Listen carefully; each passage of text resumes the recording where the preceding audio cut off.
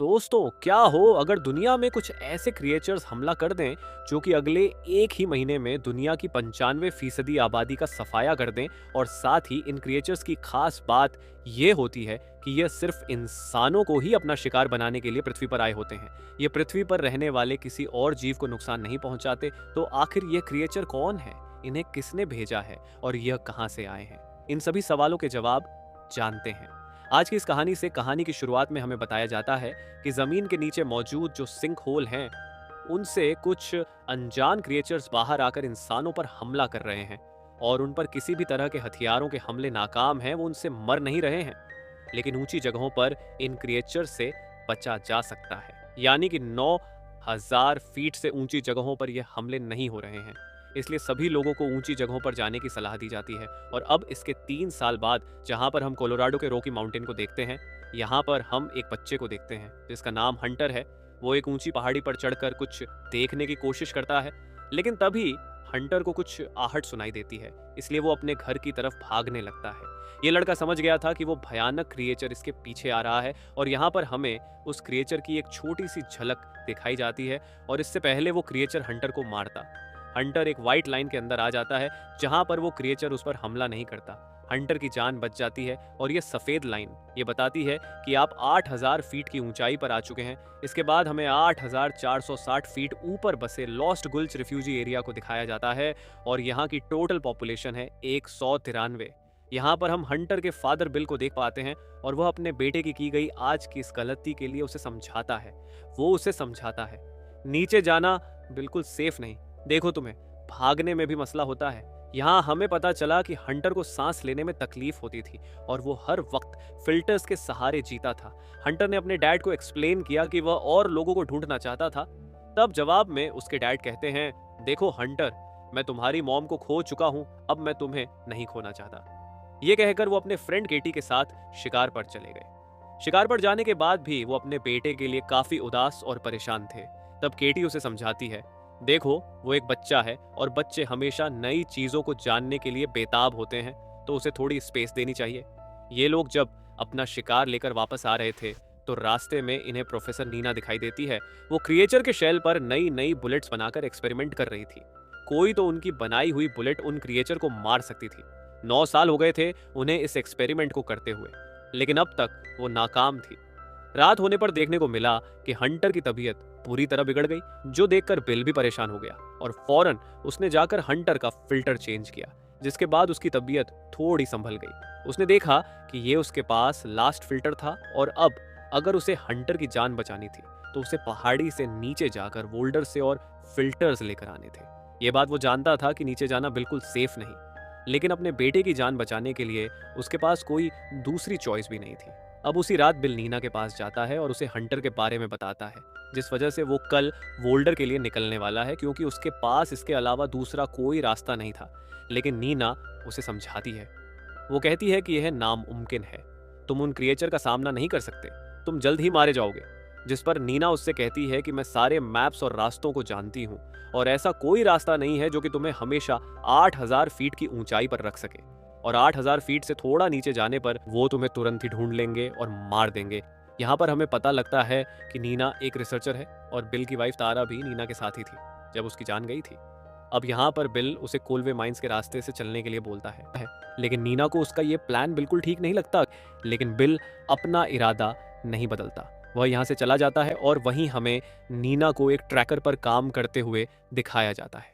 खैर, अब अगले दिन बिल का साथ देने के लिए उसकी दोस्त कैटी भी आ जाती है और बिल के मना करने के बावजूद भी वो उसके साथ जाने के लिए तैयार हो जाती है। कैटी उसे समझाती है कि बिल देखो, हमें एक ना एक दिन इन क्रिएचर्स का सामना तो करना ही पड़ेगा, तो आज ही क्यों नहीं। इसलिए वो अपना सफर शुरू करते हैं और रास्ते में इन्हें नीना भी मिलती है। वो कैटी से पूछती है कि तुम उनका सामना कैसे करोगी, क्योंकि गोलियों का असर उन पर नहीं होता और शायद हम वहां पर मरने वाले हैं। और हमसे उसका मतलब था कि वो भी बिल के साथ इस मिशन पर आ रही थी। यहाँ वो लोग इसकी एरिया का इस्तेमाल करके उन क्रिचर के मोस्ट हंटेड एरिया को पार करने का एक प्लान बनाते हैं। रास्ते में नीना इन्हें अपने उस ट्रैकर के बारे में बताती है। वो कहती है कि ये उन क्रिचर के इलेक्ट्रोमैग्नेटिक फील्ड को कैच करता है, क्योंकि ये रीपर्स बहुत ही हाई इलेक्ट्रोमैग्नेटिक फील्ड बनाते हैं, जो कि इस प्लेनेट अर्थ पर किसी भी एनिमल से सबसे ज्यादा है। और यहाँ पर हमें पता लगता है कि उन क्रिएचर को रीपर्स कहा जाता है। अब ये लोग एल्वा फायर रोड के नीचे पहुंच जाते हैं, यानी कि अब इनका सफर 8000 फीट से नीचे का शुरू होगा। अब रास्ते में आगे बढ़ने पर उन्हें बहुत सारे घोड़ों का एक झुंड दिखाई देता है, जिससे ये बात समझ आ जाती है कि ये रीपर्स सिर्फ इंसानों को ही अपना शिकार बना रहे थे। अब जल्दी ही ये लोग स्की एरिया में पहुंच जाते हैं, जिसकी ऊंचाई थी 7610 फीट। तभी नीना का ट्रैकर उन्हें सिग्नल देता है कि एक रीपर इनकी तरफ तेजी से आ रहा है। अब यहाँ से यह लोग लाइफ लाइन की तरफ भागते हैं और कैटी उस रीपर पर कई हमले करती है, और ये सारे हमले रीपर के गुस्से को और बढ़ा रहे थे। अब यहाँ पर ये लोग स्की की मदद से उस लाइन तक पहुंचने की कोशिश करते हैं, लेकिन वह क्रिएचर इस स्की को डिलाइन कर देता है। लेकिन किसी तरह से ये सभी लोग उस क्रिएचर से बचते हुए उस 8000 फीट की लाइन को क्रॉस करने में कामयाब हो जाते हैं, और रीपर उस लाइन के अंदर नहीं जाता, वो बाहर ही खड़ा रहता है। अब यहाँ पर एक रिजॉर्ट था जिसमें ये लोग अपनी रात बिताते हैं, और यहाँ पर नीना बताती है कि अपनी 9 सालों की रिसर्च से मुझे यह तो समझ आ गया है कि यह कोई प्रेडेटर नहीं है, क्योंकि प्रेडेटर खाने के लिए मारते हैं, लेकिन ये तो सिर्फ हमारा शिकार करते हैं।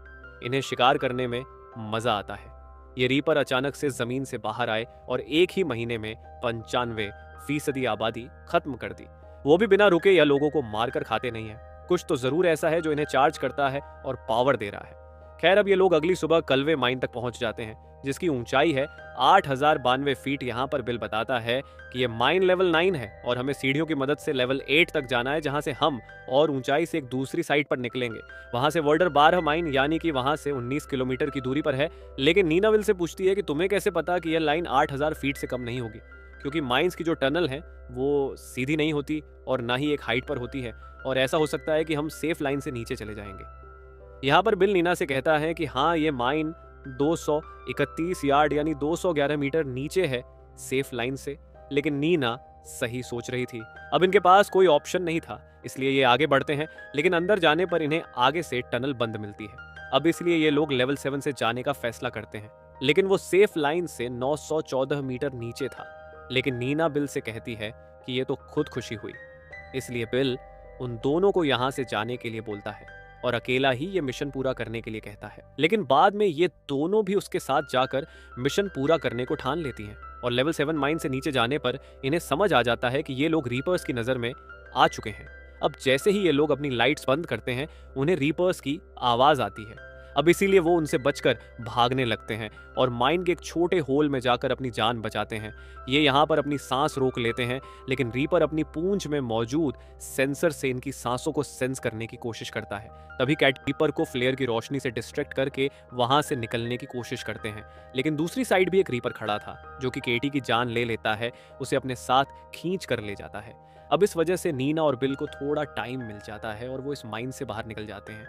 अब केटी का इन्हें दुख तो होता है, लेकिन ये कुछ कर नहीं सकते थे, इसलिए ये लोग आगे बढ़ते हैं और रात में एक टूटे हुए घर में रुकते हैं। यहाँ पर इन्हें एक कार भी मिलती है जो कि अच्छी कंडीशन में थी।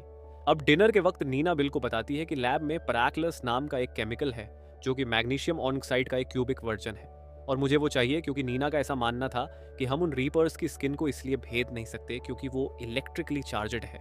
उनकी बॉडी में किसी तरह का एक डिफेंस मैकेनिज्म है, और अगर बुलेट पर पैराक्लस की लैप लगाकर उन पर फायर किया जाए तो ये 1 करोड़ वोल्ट का रिएक्शन करेगा, जिससे एक अनकंट्रोलेबल इंटरनल कन्वर्शन होगा, जिससे वो रीपर मारे जाएंगे। लेकिन बिल को नीना की रिसर्च काफी बेवकूफ़ी वाली लग रही थी।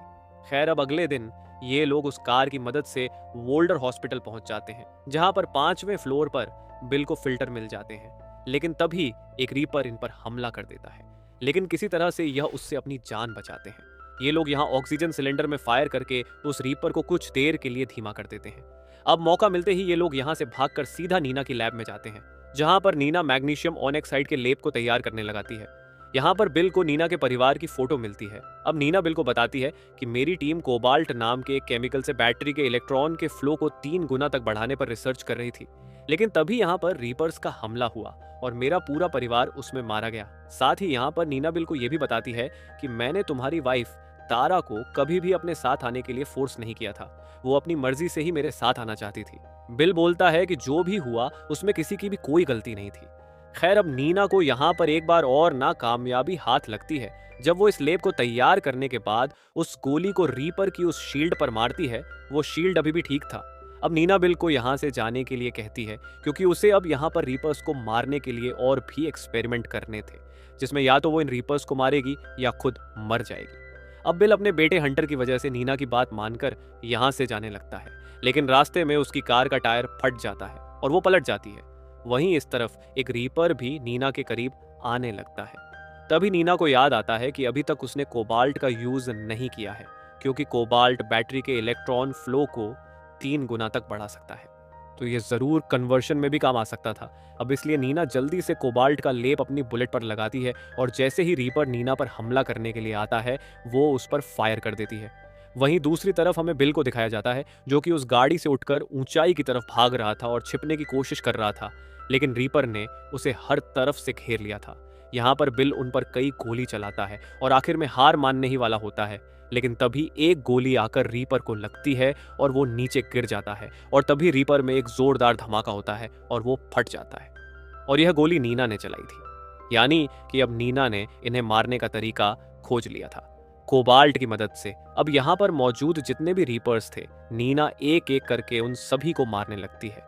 और यहाँ पर इन रीपर्स के टुकड़े देखकर नीना और बिल समझ जाते हैं कि ये रीपर्स कोई असली क्रिएचर नहीं थे, बल्कि ये मशीन थे जो कि ना खाते थे, ना सांस लेते थे और ना सोते थे। इनका टारगेट सिर्फ इंसानों को ही खत्म करना था। वो 8000 फीट से ऊपर नहीं जा पाते थे, क्योंकि शायद उन्हें ऐसा ही बनाया गया था। लेकिन आखिर इन्हें किसने बनाया? इसके जवाब में वो दोनों आसमान की तरफ देखते हैं। अब क्योंकि बचे हुए सभी लोगों को पता लग चुका है कि इन रिपर्स को कैसे मारना है, इसीलिए वो ग्रुप्स में निकल पड़ते हैं इन रिपर्स का शिकार करने के लिए। और इसी के साथ ये फिल्म, ये कहानी यहाँ खत्म हो जाती है। आखिर में हम उन क्रिएचर्स को सिर्फ मरता हुआ देखते हैं। दोस्तों, अब इसी सस्पेंस के साथ ये फिल्म यहाँ खत्म हो जाती है। इसमें हमें नहीं बताया गया कि आखिर ये क्रिएचर्स किसने भेजे हैं, क्योंकि इन रीपर्स की सच्चाई हमें इस फिल्म में नहीं बताई गई है, जिसका पता लगेगा हमें इस फिल्म के अगले पार्ट में। तो दोस्तों, अगर आपको ये वीडियो अच्छी लगी हो तो वीडियो को लाइक और चैनल को सब्सक्राइब कर लें। मिलते हैं हमारी अगली शानदार वीडियो में।